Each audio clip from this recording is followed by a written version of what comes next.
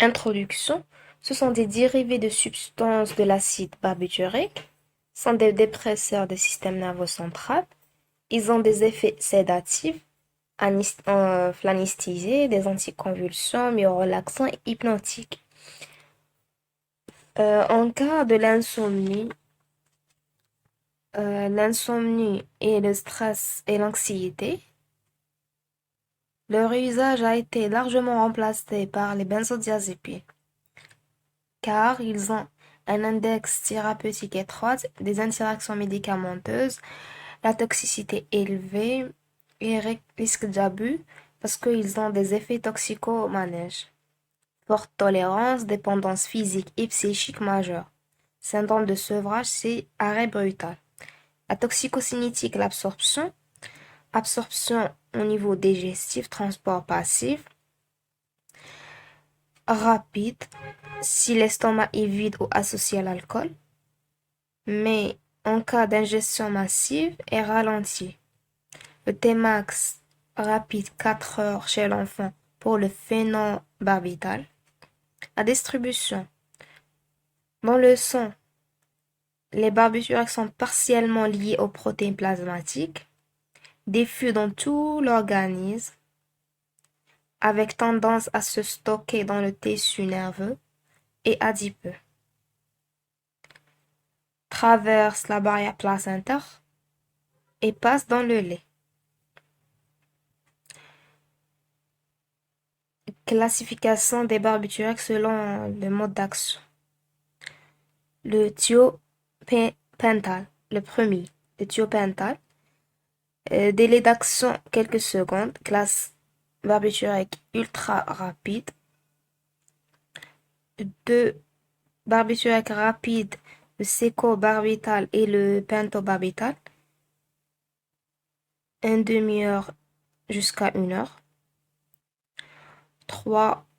Barbiturique intermédiaire, 1 à 2 heures, les amobarbital et aprobarbital. Et le dernier, c'est les barbituriques lentes, 2 heures à 3 heures, le phénobarbital. Métabolisme. Le métabolisme est essentiel hépatique et pour la plupart des réactions, un processus de détoxification conditionné par la liposolubilité des barbituriques. Donc, les plus liposolubles sont fortement métabolisés et donc une action rapide mais brève. Les moins liposolubles sont peu transformés, ont une action lente mais prolongée. Les principales réactions sont oxydation de chaîne latérale en position 5, donnant des composés plus polaires et inactifs, avec une possibilité de glucoconjugaison et sulfoconjugaison. 2. La désulfuration thiobarbiturique, avec formation de leur homologue oxygéné, qui suivent ultérieurement leur propre métabolisme. 3. Disalkylation pour les barbituriques 1-méthyl, après une scission de la molécule, donnant l'urée et d'autres substances. Les barbituriques sont des puissants indicateurs enzymatiques. Élimination rénale par sécrétion tubulaire active, plus ou moins lente, action antidiurétique et réabsorption tubulaire des formes non ionisées. L'accélération, elle peut être accélérée par l'alcalinisation des urées. Une petite fraction s'élimine par les fesses. Les barbituriques passent dans la salive et le lait maternel. Mécanisme d'action toxique, augmentation de l'inhibition médiée par GABA au niveau du système nerveux central, l'activation, ouverture de canal ionique, donc changement de conformation et augmentation de la perméabilité de la membrane neuronale au chlore, donc une hyperpolarisation. Leur action sur ces récepteurs inhibiteurs va diminuer l'excitabilité des neurones, donc augmentation de durée d'ouverture des canaux au chlore. À forte dose, on a une ouverture de canal même en absence de GABA. L'intoxication en barbiturique. Intoxication aiguë, des signes cardiovasculaires, hypotension artérielle, tachypnée réactionnelle. Une dépression respiratoire centrale, bradypnée peu grave. Encombrement tachyobronchique et pneumopathie de la déglutition. Une hypothermie et trouble de la vigilance.